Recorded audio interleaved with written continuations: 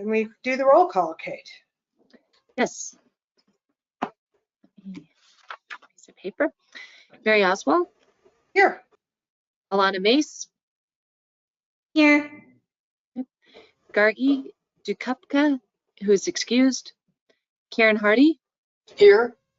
Keith Teeter. Here. Linda Graybill. Here. Sarah Lorick. Here.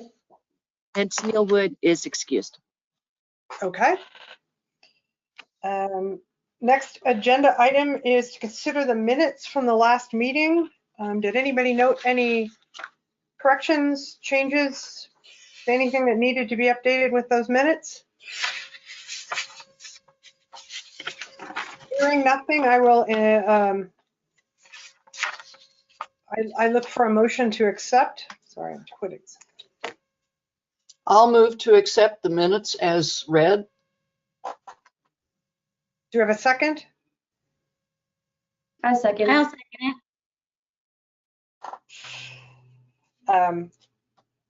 Okay, and if I could see a vote of hands for those who accept the minutes. That looks unanimous to me. All righty. So the new business is to talk about the Union High School and the Spain Schoolhouse outreach historic designation, which I'm hoping all of you got a chance to read the draft I put together of what this is me. Obviously, the letter is going to come from me, but the board in general. Any ideas about things that need to be said or maybe superfluous, I am perfectly happy to hear about from anybody.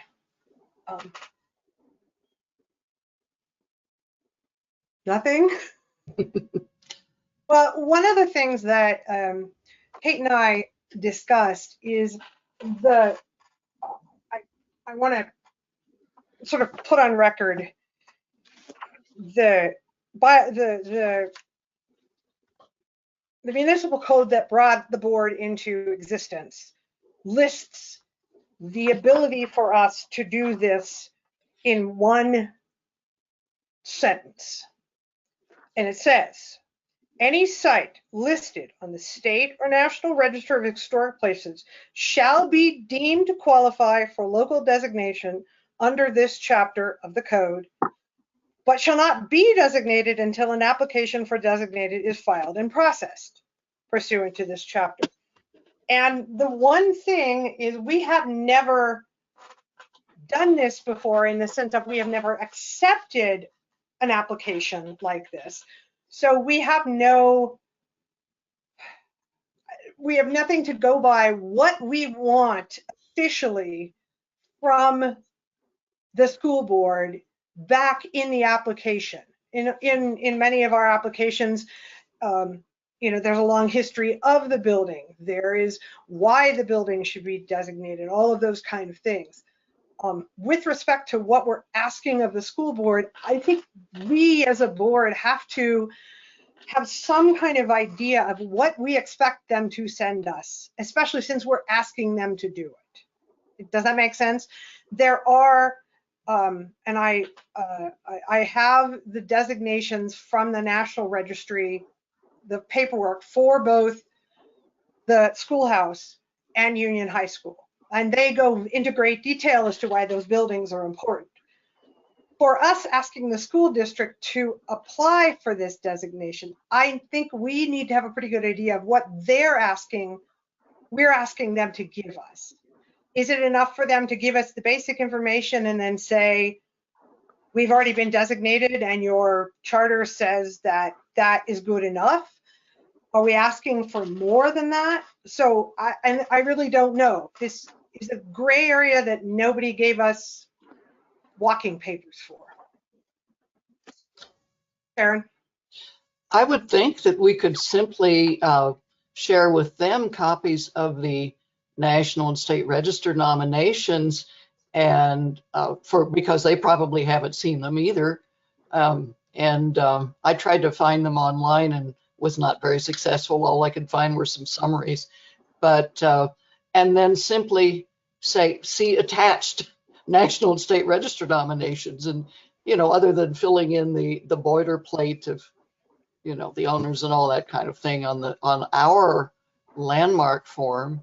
And I did look online for our about landmark designation from the city of Westminster, and it just says the staff will help you. Yeah. But I think all that would be needed would be to attach, there's no point in reinventing the wheel. And So I don't know how other people feel about that. the first page that the staff usually helps them put together is really, what's the name of your building? What is the address of your building? Who owns your building? The very boilerplate stuff, which we would want no matter what. Mhm. And then it tends to go in depth into all of the criteria. So, from my standpoint, that's very much the way I feel about it. But I think we as a board have to be prepared to tell them what we want, since this is new. So Right. anyone else? One of the things that I noticed when I went, sorry, go ahead, Linda. Oops. Can't hear you. You're muted. I think you're muted, Linda. Yeah. We're not hearing you.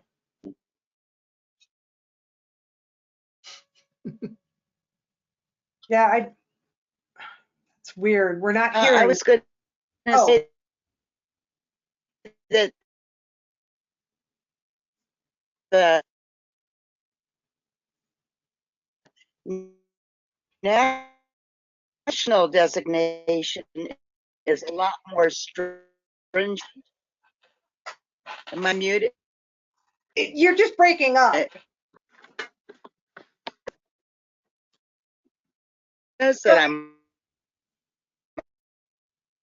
The National Registry does want way more in-depth information, but I think that's part of why our rules allow us to grandfather those people in on the designation, but they still have to apply. And one of the things that I didn't realize till I went looking is Westminster does not have a form you fill out. It has a list of information it asks you to give us. So that's why I think with respect to the schools, we want to be as forthright about what we're asking for them to give us. And I think as we've looked at the other designation applications in the past, we could just say, here are the 5 things we need on the front sheet from you. And then if, we have included the paperwork that you will need to give us for us to vote to send it to the city council. And I'm okay with that. We've just never done it before. So, yes, Karen? I was thinking on down the road if we would be reviewing proposed work to either of these buildings for certificates of appropriateness, that perhaps we or the staff or we as a board need to glean from the state and national register forms what those significant features and such are, so that it would be clear to everybody what we would be evaluating. So I don't know how we do that, but whether we need to do that in another meeting if they, come forward, or how we would go about that. I have in fact, I can, if I didn't get them to Kate, I can pass along the 2. If you want to email them to me, I can email them out to everybody. Okay. I will, because, and as Linda pointed out, they are very in-depth. And I put them somewhere there. Because they, the resource, the same kind of criteria we meet are listed in the designations. They're a little bit, you have to dial down a little farther. But so the schoolhouse's significant areas are architecture and social history. So you're talking about the architecture with respect to the Spain Schoolhouse at 72nd and Lowell. That designation protects the architecture of the 1927 remodel as it stands now, not the original building. So those would be the kind of things when we add them, if we get to the point of adding to the list, as Kate did for the document where she listed everything in its criteria, we would have the same kind of thing set up for both of these buildings. And I'm pretty sure the same is true of the high school. It reflects the high school after the expansion. It includes the building expansion, but then that sets it in like 1940 something, and don't ask me off the top of my head. But yes, I think we would have to be aware of those criteria, but those criteria are also enforced from the National Registry too. Karen would know better than I, but I suspect they have the same kind of requirements. Well, only if there's some kind of federal work that would be involved. They wouldn't be involved in, our reviews at the local level or anything. No. But it would be nice to make clear to the owners, what we would be evaluating and what we wouldn't be evaluating, just so everybody's on the same page if and when, they need to do something to the buildings.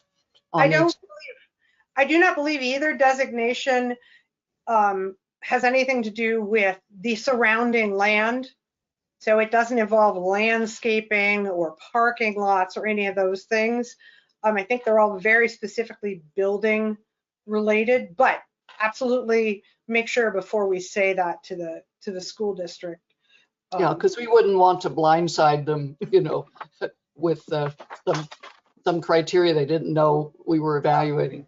And I know that the way that the schoolhouse is being used is very different than the way the high school, because the STEM students are in the high school. And so that building has more use. The schoolhouse is the history center and mostly just meetings. But yes, I think I think that makes a good point. I'm going to add that to if I can get my pencil to work. Oh, come now. So maybe using the criteria from the national and the state designations that are consistent with our criteria. So it probably isn't going to be all of the state and national, but the ones that dovetail with our criteria, draft that up and say, we would love to have you be a city landmark as well. Here are the, the points of intersection. It doesn't really change anything for them. I mean, it's just an additional designation.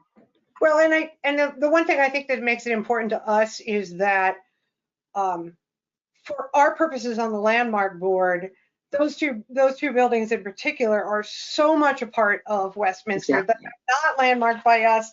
Does feel like we don't get to include them in the rest of the stuff.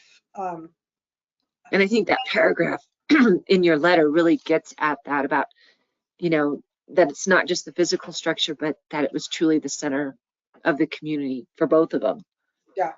Okay.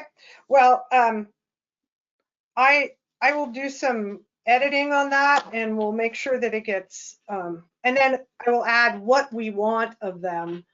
And Kate and I can work on the best way to get the criteria that we would normally ask for somebody, the basic criteria, and then say, and from here, you're just going to add that you've already been nationally designated. And then we have to make sure we send it to the right person. Which I believe is Dr. Duffy.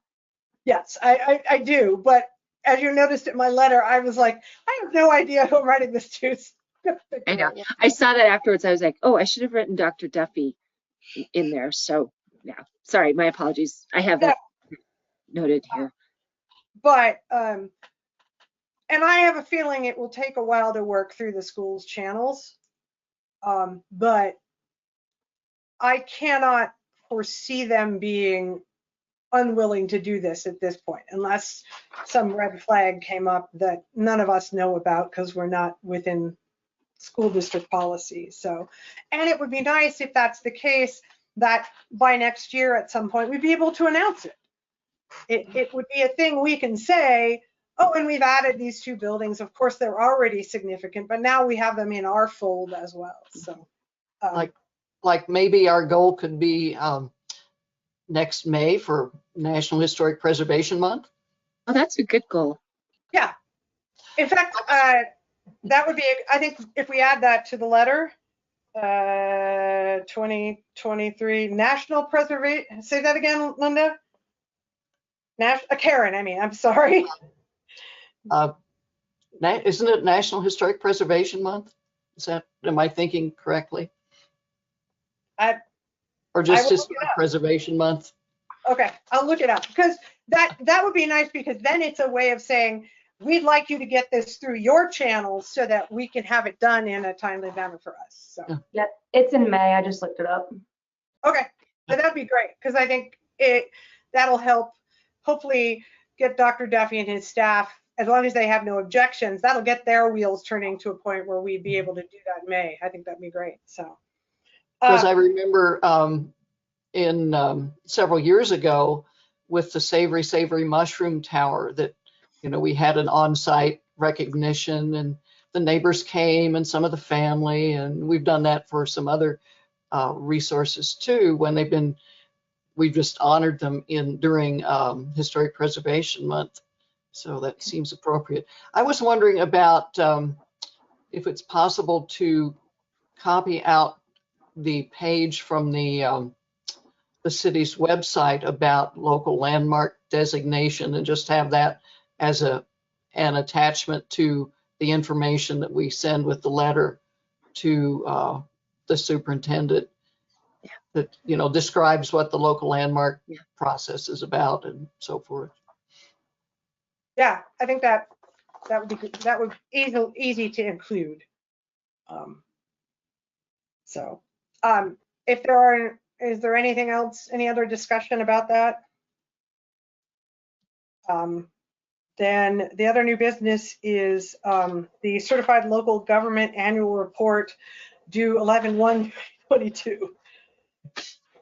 I just wanted to double check. I know that Karen in the minutes attended a CLG training, and I just wanted to see if anybody else had attended any of the state certified trainings that are offered. Okay. So I didn't attend a CLG training this year. I did attend the virtual day of the Saving Places conference. Okay.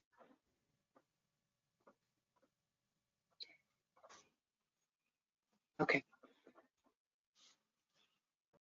Okay, I'll correct that in my little notes on there. For some reason I had CLG. Okay, so it's Saving Places conference. Okay. Any other classes that were taken or conferences attended?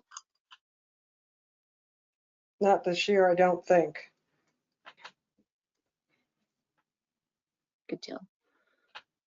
I have a piece of new business that did not get on the agenda, if that's okay. I mentioned this to Kate. Kate and I were at the Historic Landmark, the Westminster History Center today, and I mentioned I participated in the Friends of Broomfield Historic drive around tour. And as part of that, I went into a woman who is on the Broomfield Historic Landmark Board. And one of the things that we chatted about a little was, it seems like it would be nice if these local historic landmark boards had a chance to interact with one another periodically.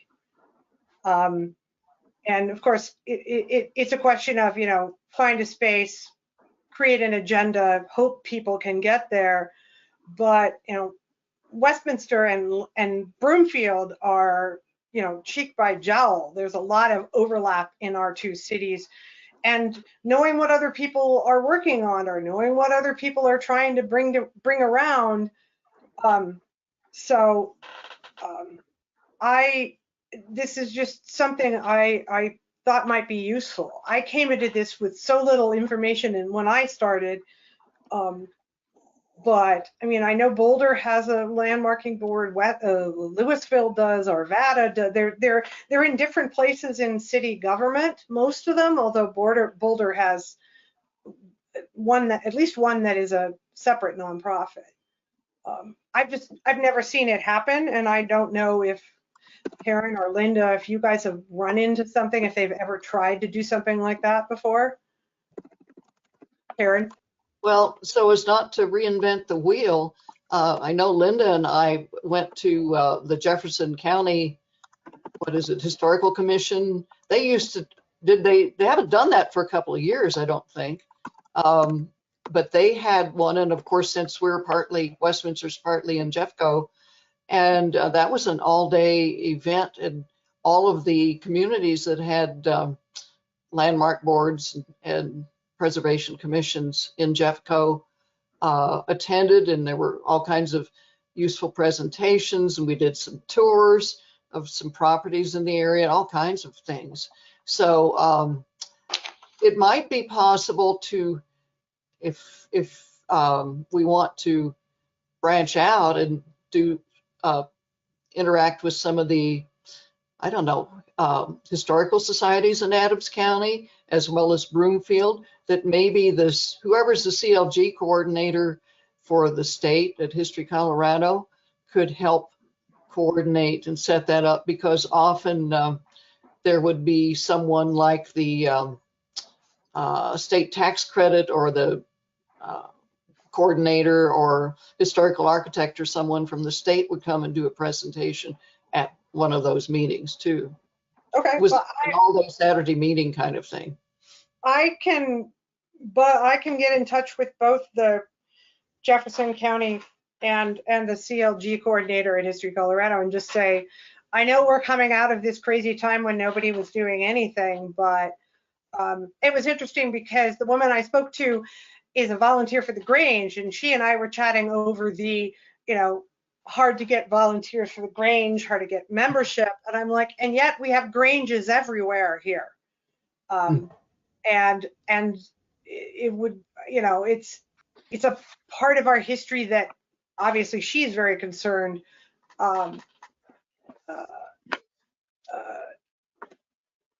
about. So that's why, I mean, the two of us sort of were you know, chatting history on that day, and so I will get in touch with both of these other folks and say, hey, there's some folks out here who really like, because I think it would be interesting to bump into other people and say, well, how do you do this? How do you do that?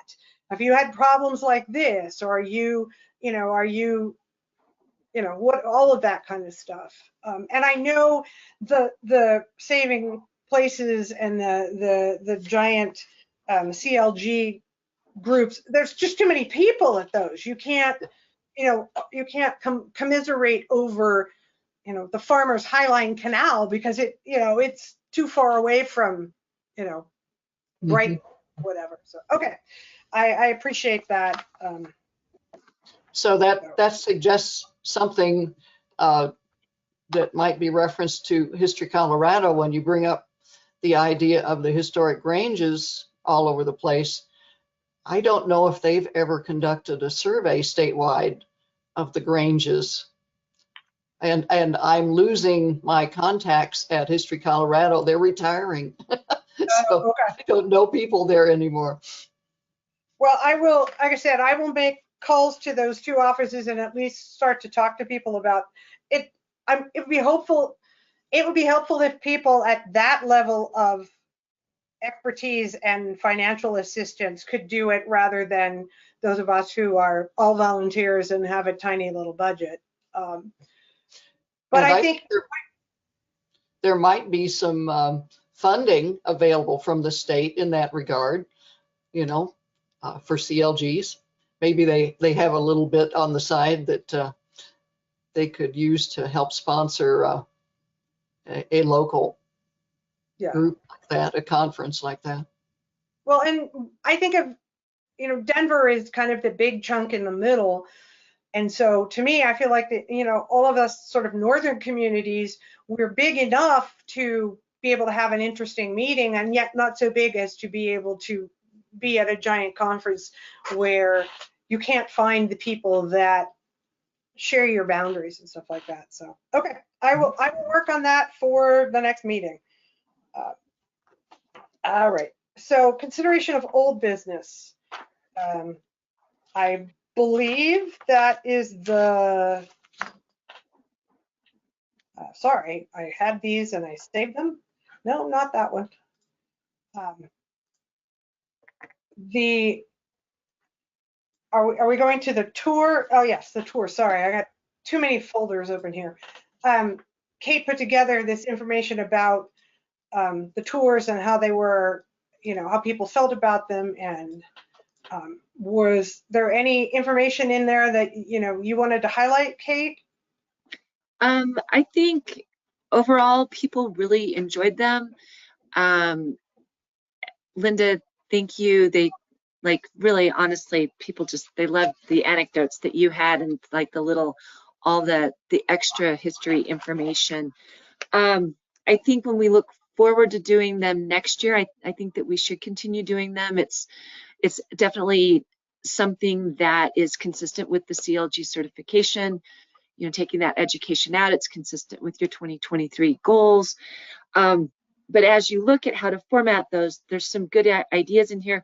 Probably skipping July is probably a good plan. That was our lowest attended session. I don't think it had anything to do with the topic. I think people are just out of town in July, and it tends to be pretty hot. People really enjoyed physically going in the historic sites. So as we look forward in that, there was a lot of suggestions that we do like walking tours or home tours, but anytime that people can actually get off the bus and into the historic structures, they would really like that. So maybe so that we have more time to plan these, we might want to set aside maybe the January meeting to brainstorm some different strategies so that all the members of this board can kind of take on a piece of planning the various ones, and we can have some variety in what we deliver.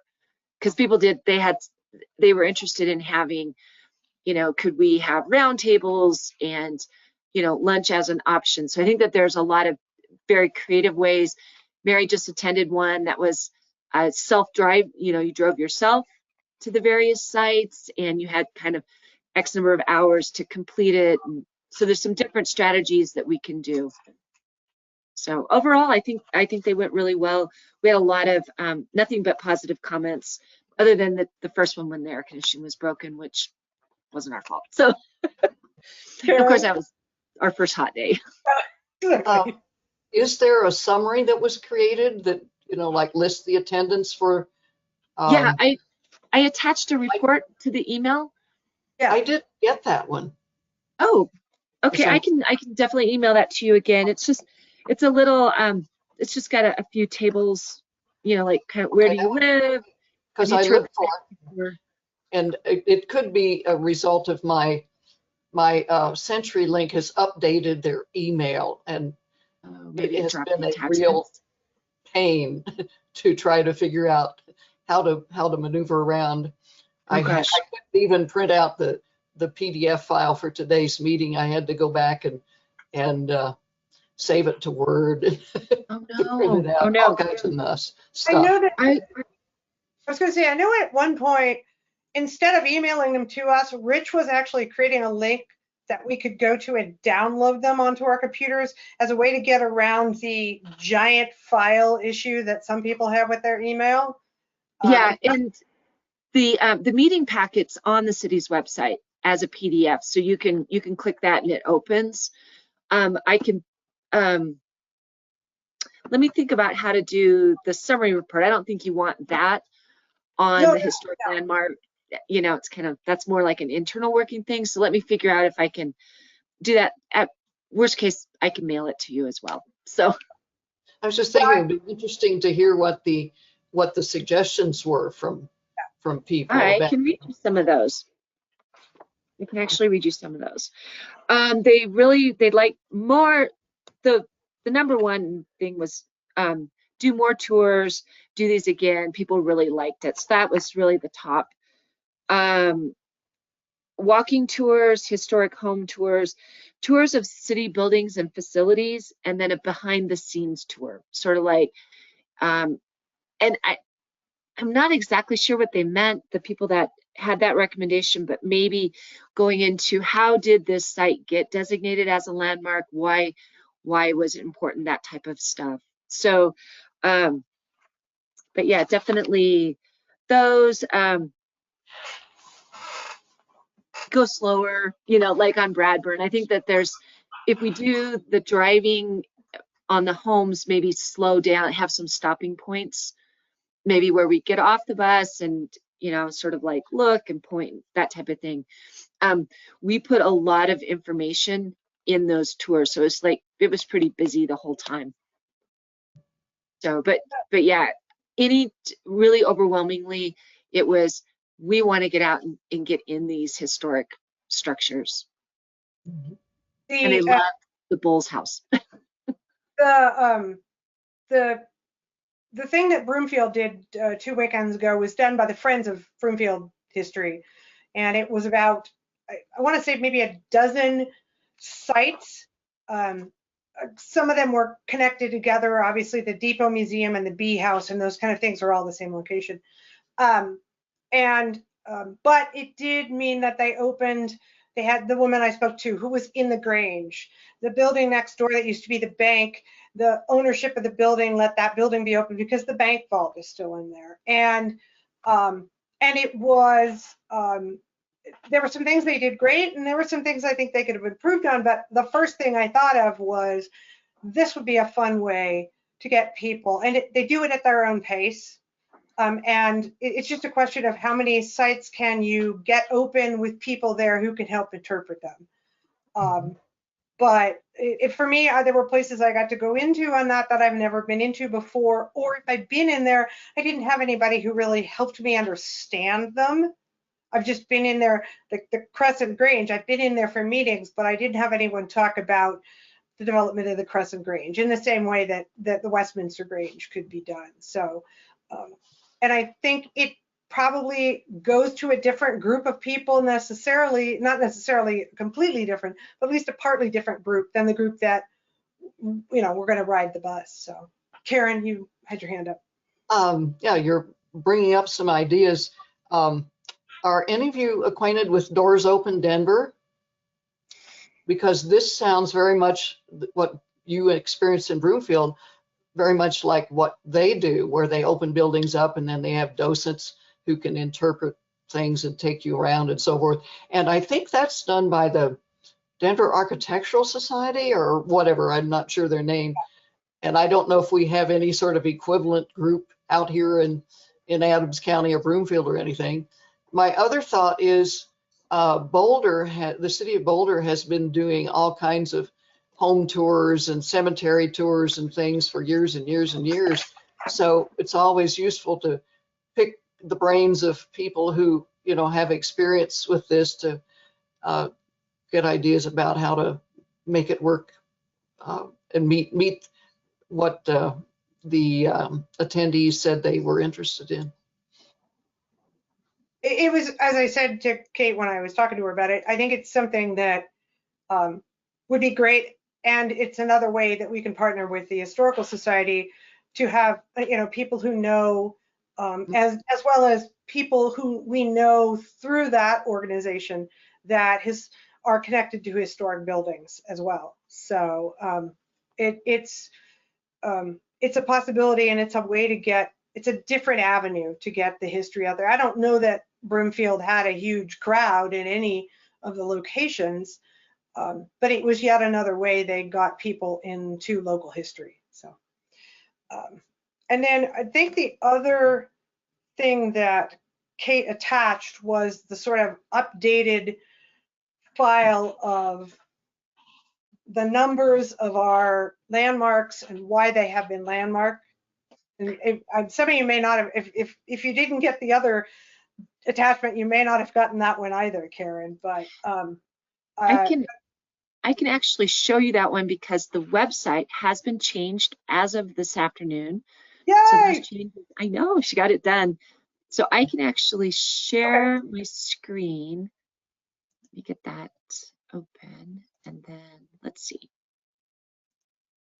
I think, let's see, click this. Yeah, I am clicking it. Can you guys see my screen? Not at the moment. Okay, sorry, I'm trying to figure this out.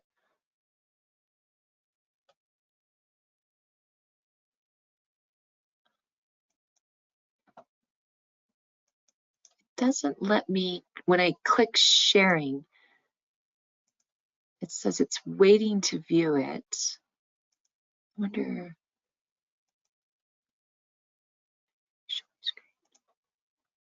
Okay, now do you see my screen? No. Yes. Still not. Oh, yeah, yes. Yes, Yay. yes, yes. Okay, It's so, right. So now the title of this page is now Historic Preservation and Westminster History. So when you, and this is just a little bit hard for me to navigate you guys off of there. So it still lives under Parks and Rec, and then over in the Arts and Culture.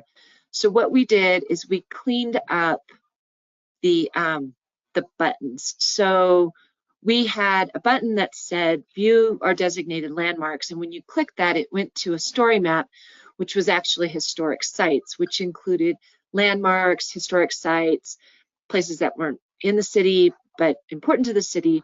But so we switched those buttons around, and we did the new document that's just our landmarks. So I'll just kind of scroll through how it looks. So you can view our historic landmarks, historical sites, you can apply, and this is what Mary was talking about earlier. And then it goes directly to the Westminster history piece. And so we made a real prominent button to join the Historical Society, really acknowledging that they are our partner in this process.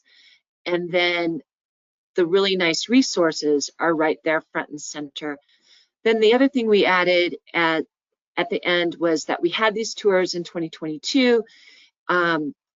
If you missed them, you can still access the brochures that were created.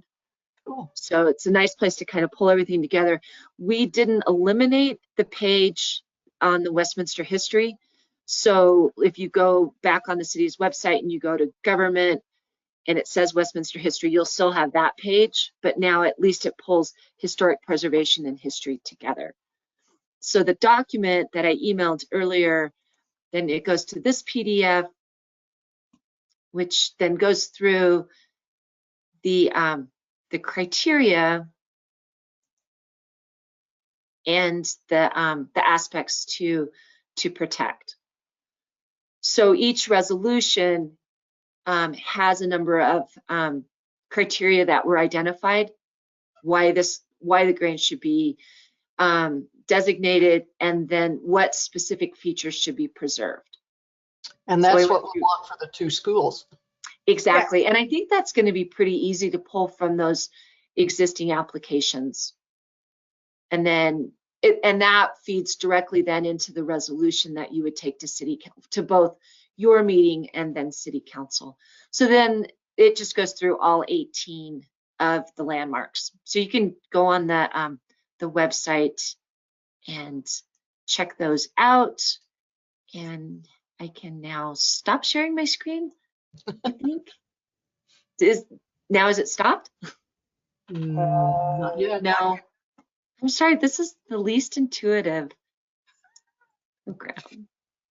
Okay, let's see. We also now have numbers for those different landmarks. So if we need to, we have a shorthand for them for our purposes, not necessarily that the public, that the numbers matter super much to the public. But So And that- landmark number 1 is the earliest designated one, and Yeah. that's sort of. Yeah, we Yeah, did. so they're in there by date. And if the next time somebody comes and if we approve the 2 schools, they will become 19 and 20, and we will, it's a little bit of housekeeping. I have to give Kate a lot of credit. I think the document is very informative and very user-friendly. If you want to know what other buildings have been approved and why, it's all right there.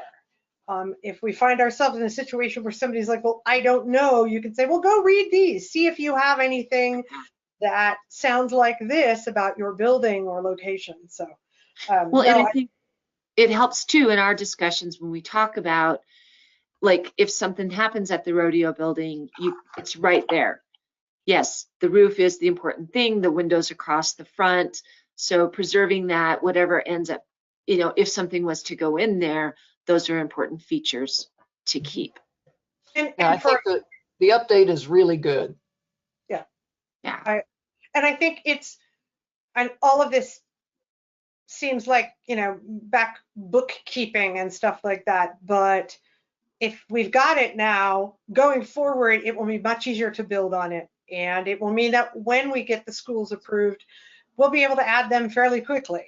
And they will, the information will not take forever to pull together. So I'm really pleased that we're going to end 2022 with all of that coming together, especially because I think the disparate parts of the website made it harder for us to send people to the right place when somebody asks too. So I appreciate Kate staying on the IT department to get things shifted around. Yeah, it's Lauren. But it's, just fitting it. There's so much that lands on them. So I know she emailed me today. I didn't want to keep pressuring her. She's like, I got it done. I'm like, yay. Okay.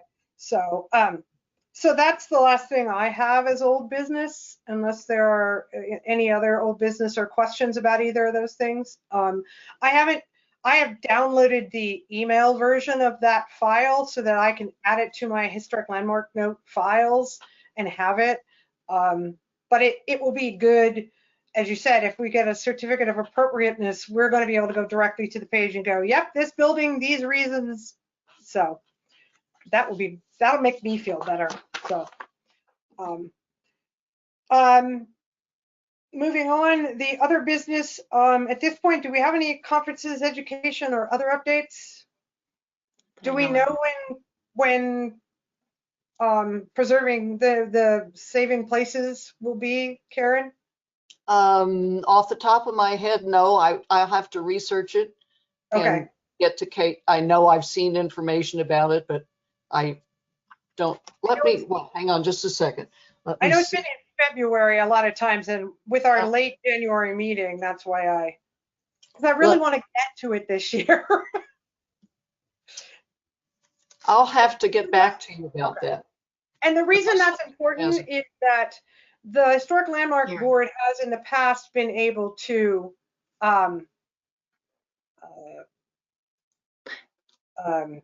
Sarah has her hand up too. I found it. I'm sorry. The Saving Places 2023 conference, February 8th through 10th, 2023 in Boulder, and August 25th through 26th, 2023 on the road. Interesting. La Junta? Am I pronouncing that right? Where? La Junta, LAJUNTA. Oh, Junta, La Junta. La Junta? La Junta. Yep. Okay. So, and the other reason it's important is that in the past, the Landmark Board has been able to acquire scholarships to go to the saving places. I think in the past we've had up to 3, but Kate, you might want to talk to. I'll talk to Rich. I'm not sure where those, but I know he's announced them in the past, and I would very much like to get to the one this year, if at all possible.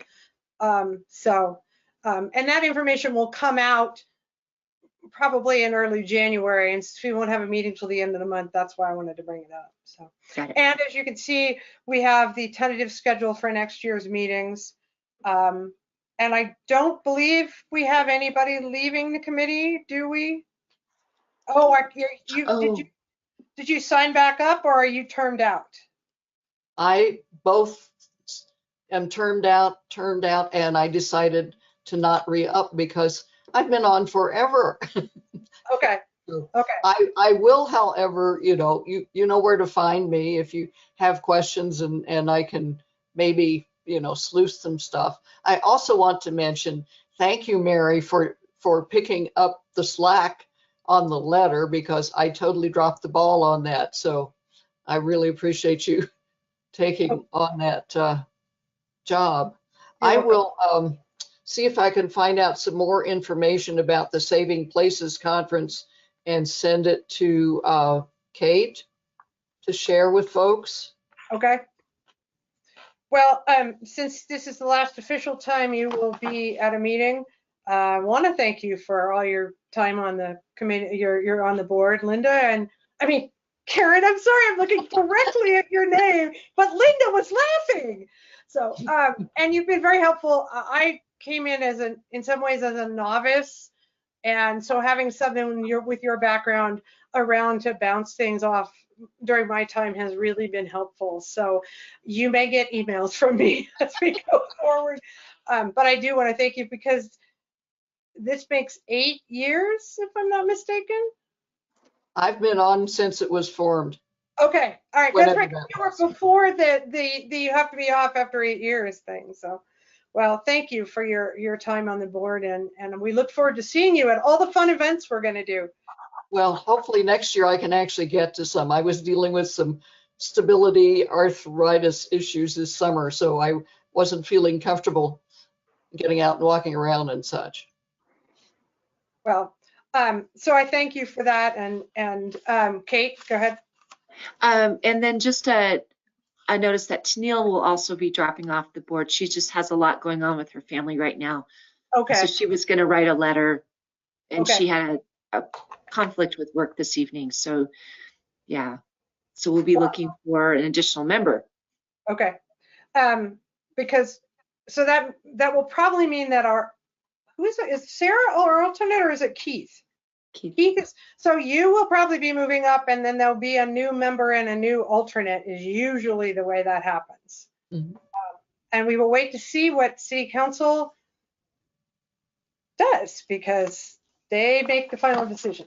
So, and I know they've been talking about it. I've seen it in the city blurbs that they've been looking for new board members for all of the boards. So, well, thank you all very much. If we have no further business, then Wait, Linda's got, Sorry. Linda and Alana. oh, sorry. I'm going to give Can a you really hear quick me? comment. Oh, Linda's going Can to you hear me? Anyway, check the chat. That'll tell you. Oh, yeah. The Linda put stuff in about the hometown Christmas and the open house at the Bowles house. So don't miss out Okay. on those. Alana?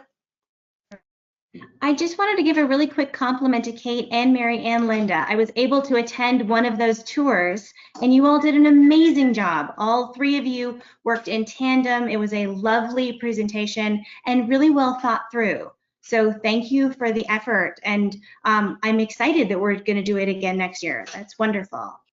Well, I'm glad to hear. So thank you, Alana. Okay. Barring any other new business, I declare the meeting adjourned at 7:49 p.m. Okay. Goodbye, everybody. Bye. Everybody have a good holidays. Bye-bye. Bye. Kate, I will be in touch anon about where I will work on this letter and we can see where we go from there. Okay. Okay. Terrific. Bye all. Good night. Do that. And I can do that.